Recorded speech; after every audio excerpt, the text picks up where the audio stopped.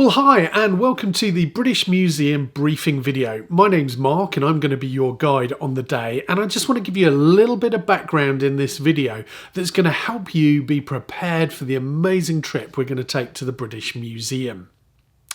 You know, the museum came into existence in 1753 and it's all down to a guy called Sir Hans Sloane. Now, he's the famous Sloane of Sloane Square in Chelsea, and over his lifetime he had gathered together somewhere in the region of 70,000 artefacts of historical, archaeological, cultural interest and so on. And he realised as he entered his autumn years that the likelihood was that when he died, his kids would break up the collection and cash it in. So he decided to get one step ahead of them.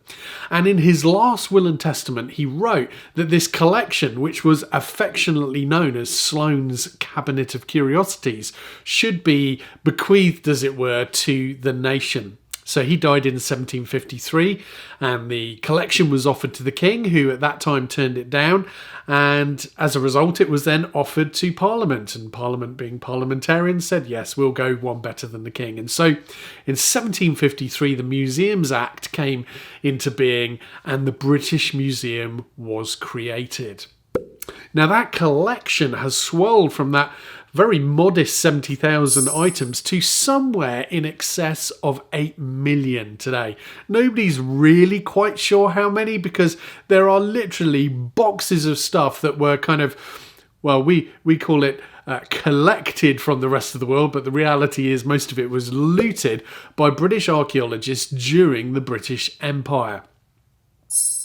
Now, just to give you some context, with all the galleries that exist at the British Museum, there's only about 50,000 articles on display, which means there's somewhere in the region of 7,950,000 things we're not going to get to see on the day, but that's okay.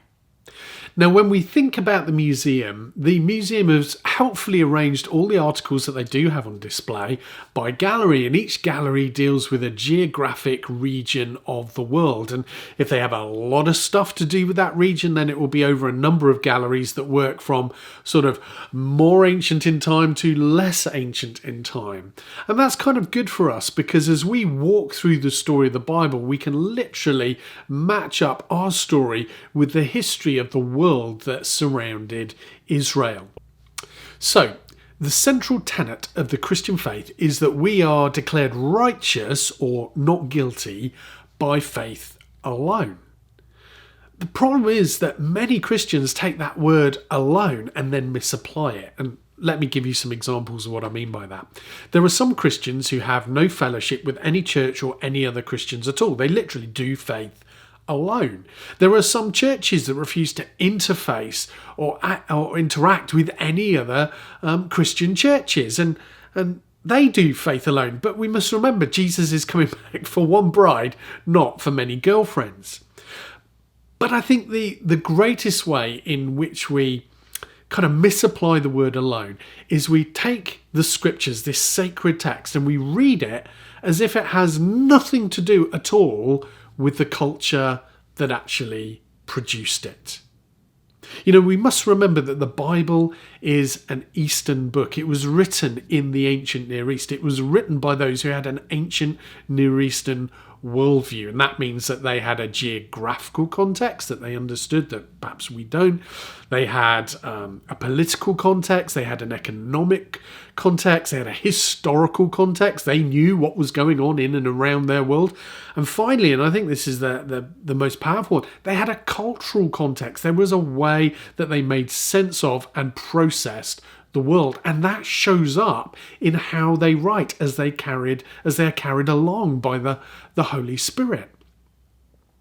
So this kind of thought came to me when I was the dentist a few weeks ago. I was looking at the fish tank they had in the corner, as they quite often do in these waiting rooms, and I just had this thought: I wonder if a fish knows it's wet.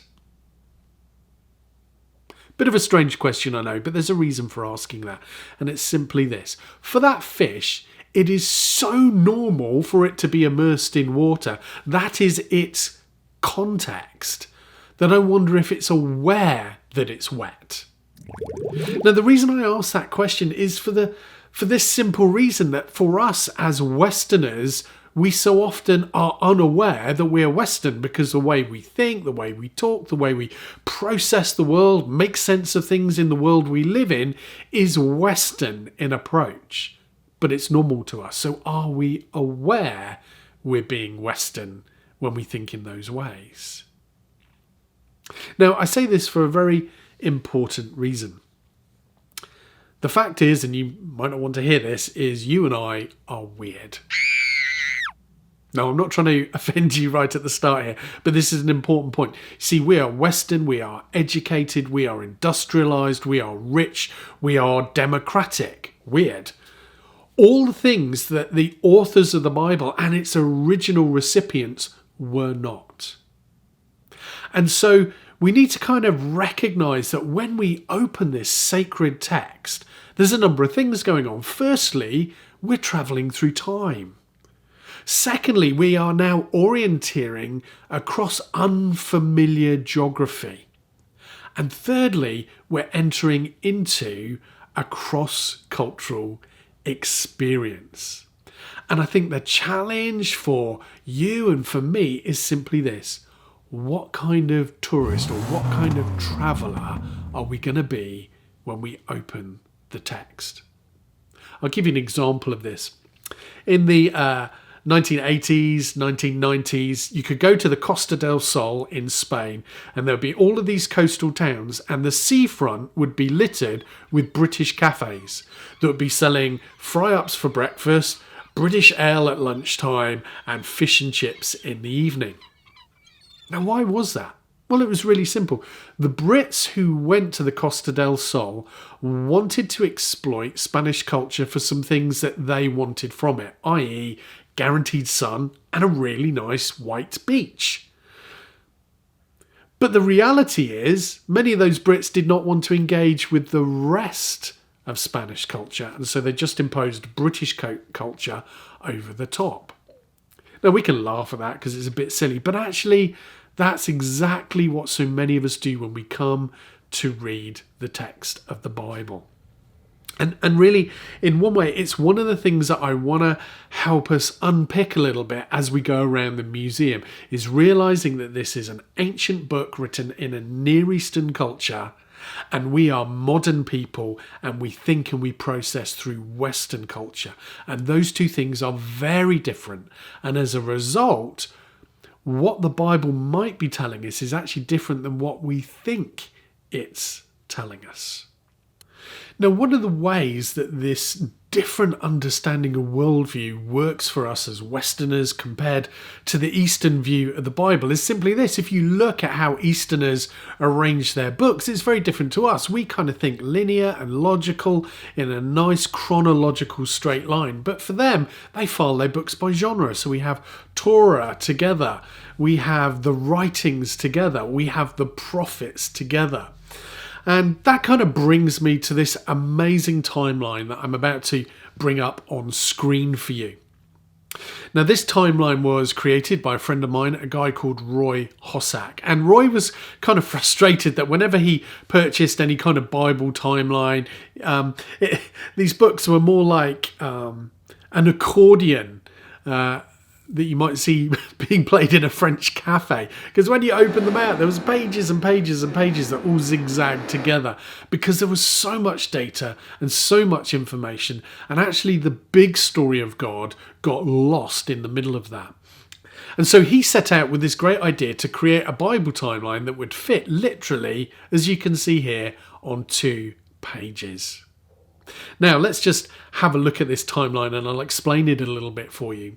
So we have the main characters and kind of stories running down the centre of this huge S that makes up the timeline. You'll notice down the edge of that are all the Bible references where you can find those stories. But what I love about what Roy created with this timeline is the fact he set all of that biblical history against the ancient nations and empires of the Near East. That means we can see the neighbours of Israel and their impact upon the story of the Bible. So they're represented by these huge clouds. And if you look in some places, the clouds are very little. So, for example, like Philistia here, a tiny little kingdom. In fact, we know it was only probably about 5 cities. But then you roll along the timeline a bit and you get the huge world-dominating empires like Assyria and Egypt and Babylon and Persia and Greece and Rome and so on. What's really great as well is you can see these red lightning strikes, and they're telling you the story of where the people of those foreign nations directly invade what we think of as biblical geography. They literally invade the Holy Land, sometimes laying siege to cities, sometimes destroying them, sometimes taking people off into captivity. And then again, through the whole length of the timeline, you've got these yellow trumpets, and these are simply the prophets. And as you can see, they're not all bunched together. They are spread throughout Israel's history. And if you follow the little pink lines from each of those prophetic horns, you can actually see the people, the nations, or the circumstances that they're prophesying into. It's just a really great little tool. Now, I never want to presume anybody's knowledge of the big story of the Bible. It's quite common for us as Christians on January 1st say, hey, I'm going to read through the Bible. And, by the time we get to the middle of February, most of us have checked out because there's just some bits of the Old Testament we can't deal with, and Leviticus being one of them.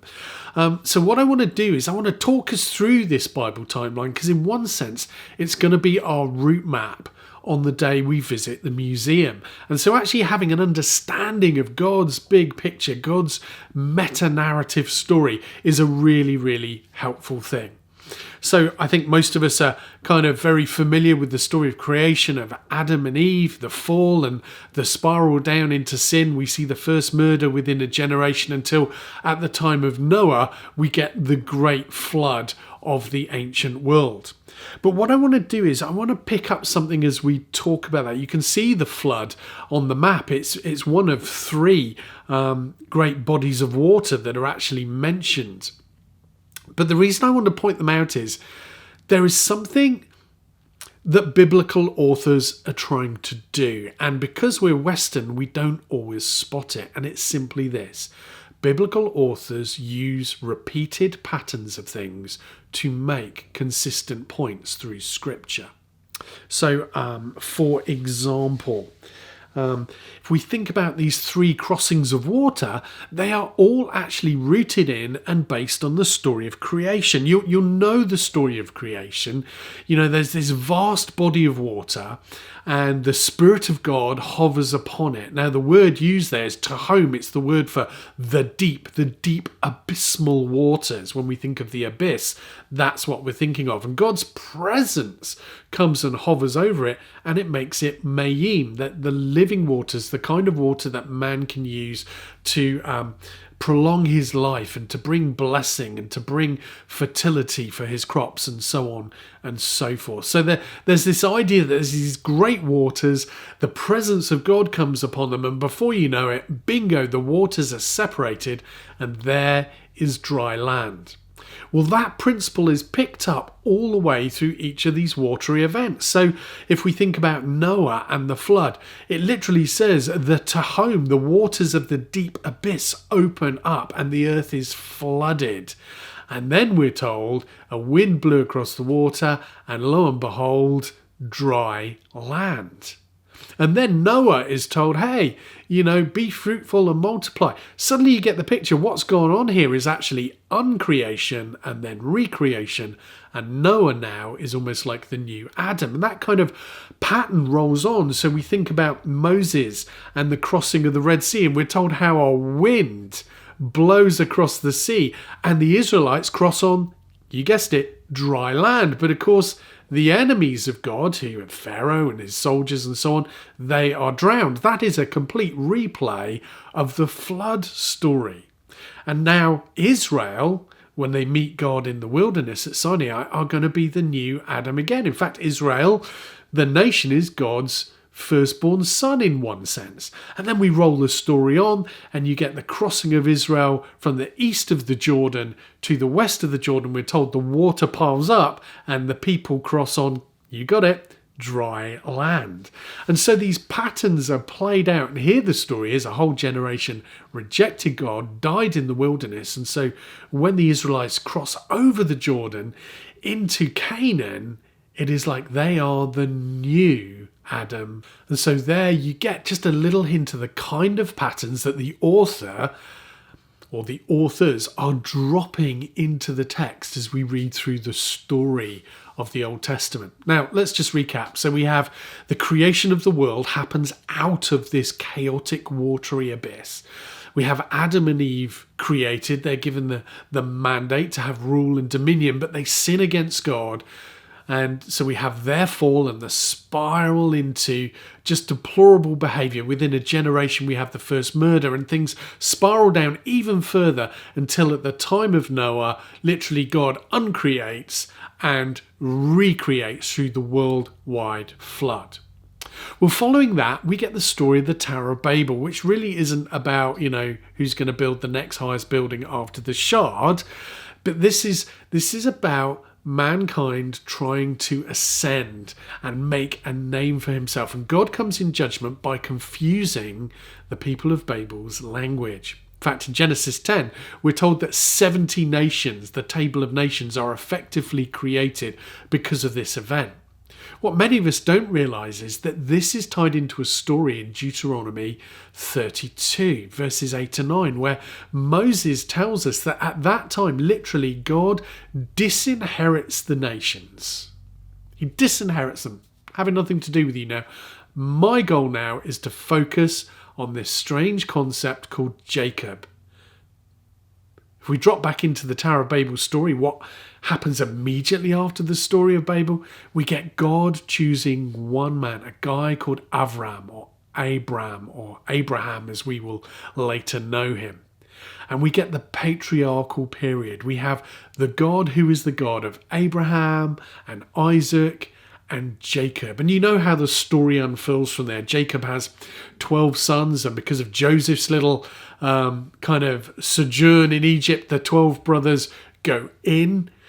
Centuries later, those 12 brothers are now 12 tribes, and 12 tribes come out under the leadership of Moses. They pass through the Red Sea, that second crossing of water, and they spend 40 years wandering around the wilderness because they actually miss the first off-ramp. Now, that whole generation dies out there, including Moses, and the baton is passed to Joshua. And under Joshua, this new generation of people cross the Jordan from east to west and begin what we think of as the conquest of Canaan. Now, I don't know how you feel about that. A lot of people feel that the kind of ethnic cleansing that seems to be hinted at in the book of Joshua is a terrible thing. But we're going to take time on our day at the museum to unpack that. So just hold that one for a moment if you can. But what's interesting is at the end of Joshua's life, it's in the opening chapters of Judges, we're told that after Joshua died, a whole generation came up who neither knew God nor his ways. Just think about that for a moment. So Joshua and the people were given the job of driving out the Canaanites, and we're told in Joshua they didn't fully obey that command. And then within a generation, Israel itself has lost the knowledge of God and his ways. And that is a volatile mix of chemicals. And those kind of two facts are going to shape the story that unfurls in what we think of as the book of Judges, where we get this cycle happening again and again and again, where the people turn from God, they start worshipping foreign idols. God, as a kind of act of judgment, says, well, if that's what you want, I'm going to hand you over to that. Let's see how that goes. They then get oppressed by the nations whose idols they're worshipping. They realise, hey, this isn't good. We don't want this. And they cry out to God. And God raises up a deliverer in the form of what we call a judge. And that'd be people like Samson and Deborah and so on. But one of the things we need to be aware of when we read stories like the book of Judges is we very easily transpose our idea of a judge over the Bible. We think of a judge as a guy in a wig with a kind of gavel who's a guilty, not guilty, this long in jail or whatever. But actually, that's because we have a retributive kind of justice in the West, whereas in the East they have a restorational kind of justice. And so the heart of the judges in the Old Testament was not to bring judgment as we think of it in the West, but actually to restore things to how they should be. And so you get this cycle going round and round again if you look at it from above. But if you look at it from the side, what you realise is it is a spiral down. Each time they go around that cycle, Israel is spiralling down until you get these terrible words towards the end of the book of Judges saying, that time everybody did as they saw fit in their own eyes.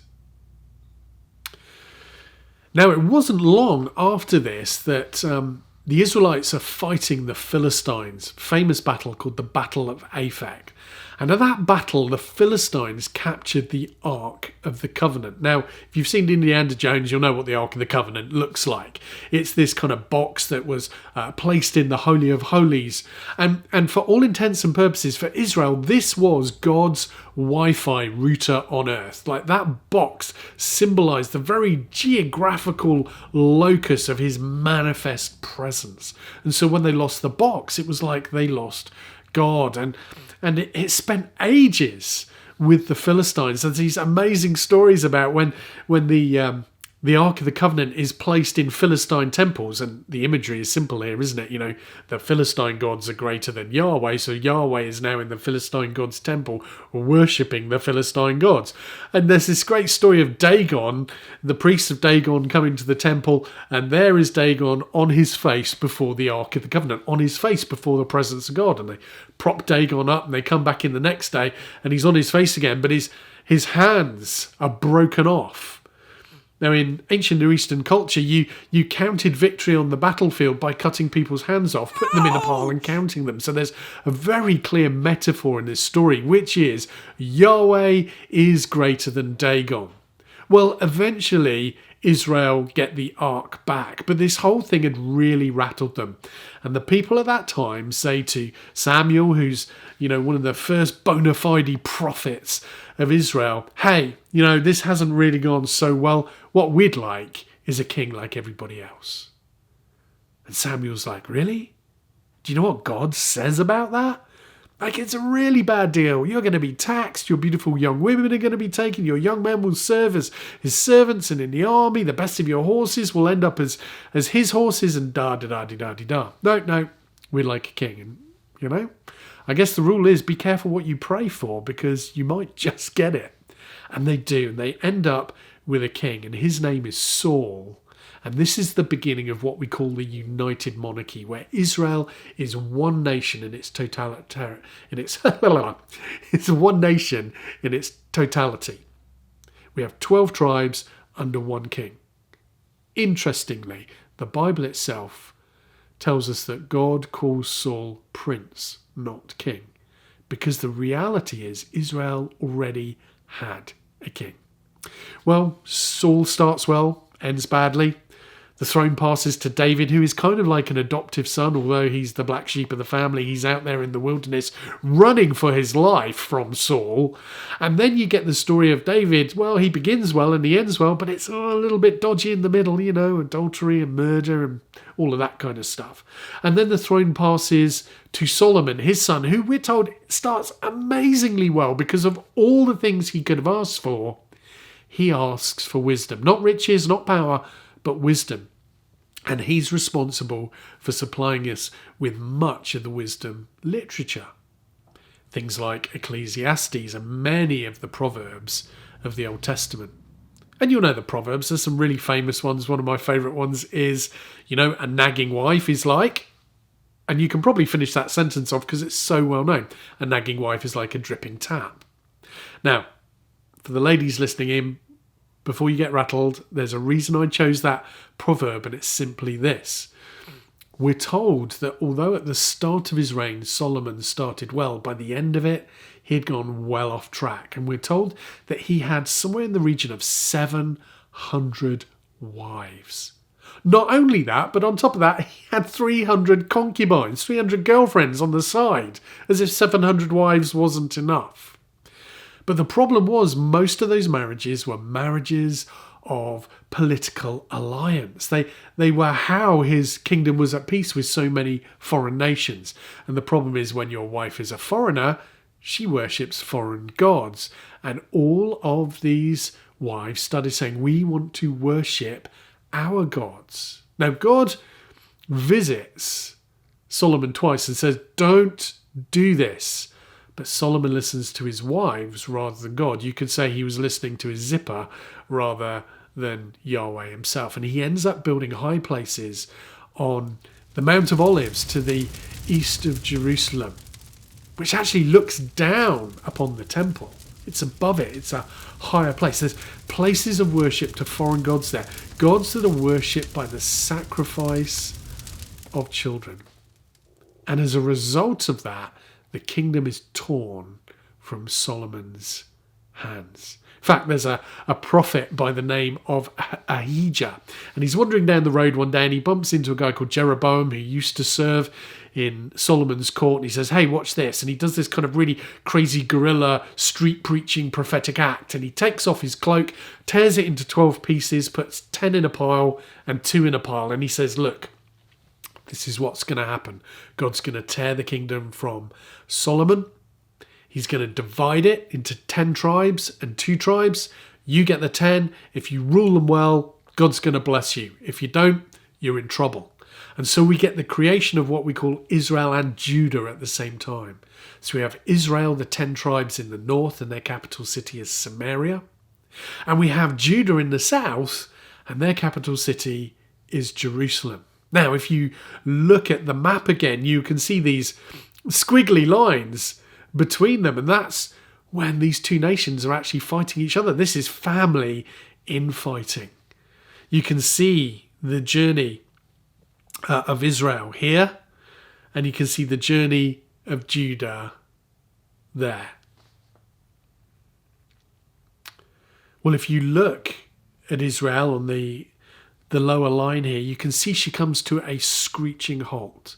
If you look at those lightning strikes, you can see that Assyria invades 3 times. The final time, they lay siege to Samaria, the capital city, for 3 years, and then destroy it, and then take thousands and thousands and thousands of captives and scatter them all around the Assyrian Empire, and then bring people from all around the Assyrian Empire, pagans, goyim, foreigners, and they settle them in Samaria. And that's where we get the origins of the Samaritans. They intermarried with the local Jews, thus creating what Leviticus calls an unclean mix. When 2 things are brought together that shouldn't be mixed, that's an unclean mixture. And really, that's the end of Israel. And the reason that she's effectively taken into captivity to never be heard of again is because every single one of the Israelite kings was more evil than the person who went before. They were practicing idolatry and flowing from that injustice. Now, if we look at Judah in the south, she fares a bit better and rumbles on a lot longer, but ultimately suffers the same fate. But the reason she lasts longer is you can see these kings who are marked out in blue. They are the great reformers. So we've got Asa, we've got Joash, we've got Hezekiah, we've got Josiah. Now, religious reform is a great thing, but the problem with religious reform is it only really changes the external. So they destroyed the high places, these kings. What they didn't do was reform the hard places, the hard hearts of the people of Judah. And so ultimately, Judah suffers the same fate. Babylon are the new kids on the block. They invade 3 times. They lay siege to Jerusalem. Ultimately, they destroy the temple, the city walls, and the gates. And the people, in a number of ways, are taken into captivity into Babylon. And this is the context in which Jeremiah is prophesying that famous verse, behold the plans I have for you, says the Lord, plans to prosper you and do you good and not to do you harm. And that was prophesied to a people who were going into captivity, many of whom would never come home and see Judah again. Well, you know, what goes around comes around, and eventually the Babylonians capitulate to the Persians, and they sweep in under Cyrus the Great. He sees the slavery of the people of God. He sees the state that they're living in. He says, hey, you guys can go back to your own country. You can rebuild your temple. You can worship your God there. And so there's a kind of swoosh back of people under Ezra. We see that in the book of Ezra. Some people stay on, and that's the story of Esther. There's a whole bunch of people who stay on in Persia, and you know the whole plot of Haman to destroy the entire Jewish race. And then we get the story of Nehemiah, where he essentially is sent back to rebuild the walls and the gates. And it's not long after that the Old Testament falls silence, with what we call the 400 years of silence. There's just like a blank page in your Bible, I think, between Old Testament and New Testament. It's about 400 years.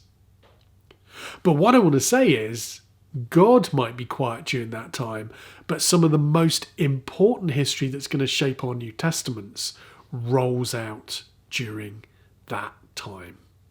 So let's dive into that 400 years. One of the first things that happens is the Greeks totally decimate the Persians. And the upshot of this is the expansion of the Greek Empire. It all happens under a young man by the name of Alexander the Great. And by the time he's done, he dies around 32, 33 years of age. He has an empire that stretches from Europe to India, from the river Danube to the Nile. It's a massive affair. Now, most of us kind of consider Alexander a conqueror, but actually he really saw himself as an evangelist for the Greek way, or what we call Hellenism. And the whole Greek way really has its roots in a guy called Protagoras. He was a philosopher, and he simply said this, that man is the measure of all things. Man is the measure of all things. This is a radical shift. No longer is it the gods that are the measure of all things, or God himself, Yahweh, if you're Hebrew. No, it's man. It's all about me. It's all about my choices. It's all about my betterment, and so on and so forth. And really, Alexander said, you know, I don't need an army to take the world. I could take the world with 4 things. And those things were entertainment, education, healthcare, and athletics. He said, if you give me those things, I can change the face of the world. And he pretty much did. Now, here's the thing. He died around the age of 32, 33. Some people think it was a fever. Some people think he was actually poisoned. But the reality is, on his deathbed, there was no real viable son and heir to take over the empire. And so his servants were like, well, who gets the empire? And he basically says, the strongest, and then dies. And that was a terrible thing. It caused somewhere in the region of 40 years of complete upheaval, almost like civil war across the whole Greek Empire, until eventually the empire was sliced 4 ways into 4 mini Greek empires. Now, 2 of those are kind of important to us. We kind of know one of them, that's the Ptolemies, and these were the Greeks who ruled over North Africa. In fact, if I said to you Cleopatra, most of you will think of a female pharaoh, and that's true. She was a female pharaoh, but she was not African. She was not Egyptian. She was actually a Greek.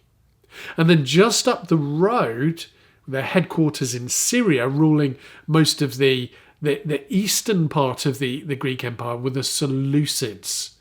And they had a number of kings. And one of them is very, very important for Bible history. His name is Antiochus Epiphanes IV. Quite a mouthful, I know, but let me just unpack that for you. Antiochus is his actual name. Epiphanes is actually his description. It's the same Greek word where we get our Christian festival Epiphany from. It literally means God revealed, or God in flesh, or, you know, God amongst us. And Antiochus actually thought he was God manifest. He was known as the Mad King. He would do crazy stuff like get drunk, turn up in the city square, have naked massages, and then bathe in front of everybody to show his godlike physique off, and so on. The funny thing is that everyone who knew him well called him Antiochus Epimanes, which means Antiochus the nut job, the crazy guy. Why? Well, if you go around saying that you're God, but you can't actually back it up, you have a real problem. Now, because of the Greek Empire under Alexander, the world of Judah, as we think, had been completely affected by Greek culture. And so you had some Jews who were leaning more towards the Greek way. You had some Jews who'd come back from Babylon, were like, we can't go through that again. We've got to be obedient to God. We've got to be obedient to Torah. That's why we ended up in Babylon. Well, the upshot is that there was lots of friction between these kind of Hebrew-thinking Jews and the Greek-thinking Jews. I mean, the Greek Jews, they were taking Greek names. They were down at the gym naked, working out.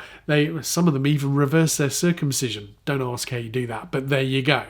And so Antiochus looks into Jerusalem and he sees this people who, they're very weird. They've got one temple, not many, because they only have one God, not many. And they have this certain day that's more special than others, and these weird dietary regulations, and they do unmentionable things to their little boys. And so he invades. And the upshot is he makes the ownership of the Torah a capital offence. If you circumcise your baby boys, we're going to throw them from the city walls. You are under pain of death not allowed to celebrate Shabbat, the Sabbath. You can't observe the food regulations and so on. It was a terrible time. And to crack it all off, he marches into the Holy of Holies, sets up a statue of Zeus, and then sacrifices a pig on Israel's altar. Now, you can imagine that goes off like a firework. And under a family called the Maccabees, there's this huge uprising. A guy called Judah Maccabeus. He literally smashes the Greek rule, and eventually they drive them out. And for the first time in literally centuries and centuries, Judah, the people of God, they are self-governing, which kind of doesn't sound too bad. And they've kind of got rid of the Greeks and all of that sort of thing. But the problem is Greek culture stayed, and eventually over time, there's this infighting between the Maccabean family. We know them from history as the Hasmonean dynasty. But two wings of the family are fighting each other. One wants to go down the route of being more Greek, and guess what? One wants to be more Hebrew. Well, there's these two brothers fighting it out. And they kind of appeal to the Romans, who are now the major players in the region.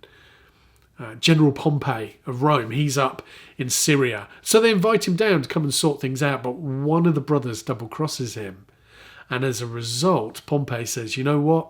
Bang, we're taking all of this. And so Judah falls to the Romans. And that's how the Romans end up in Judea at the time of the birth of Christ. And this is where things get really interesting. I'm going to bring it into land with this. And it's simply this. When we get to reading about the world at the time of Jesus in Judea, Judea is a Roman province. This means that there were a multitude of gods who were legally sanctioned. And actually the greatest of those gods, in the governing authority's mind, was Caesar himself. It's kind of interesting because a lot of people don't realise that when Julius Caesar died, some Roman sages saw a comet in the sky, and they attributed that to the fact that Caesar had now ascended to the pantheon of gods. Now, his adopted son, Caesar Augustus, he figured, well, if dad is God, then that makes me son of God. And it's the same Caesar Augustus who is the emperor of the Roman world, of the Roman province of Judea at the time of the birth of Jesus. And that is absolutely profound, because Augustus was minting coins that said Caesar Augustus Divius Filus, which means son of God. We found inscriptions relating to him that say there is no other name by which men must be saved than the name of Caesar Augustus. On top of that, we found other inscriptions that actually say, or attributes to him, that he is the Prince of Peace. Now, obviously those little details should be ringing in your ears because they're words that we see in our New Testament. And it's kind of amusing to think that the Roman Empire were actually bankrolling the propaganda machine that said, hey, God could be incarnated in flesh, but also he comes to bring peace. And his is the only name by which men must be saved. And so you end up with this kind of crazy scenario where the Romans kept the high priest's robes literally under lock and key, and the religious authorities in Jerusalem were required to keep the peace. And the deal was, you keep the peace, we'll keep the robes.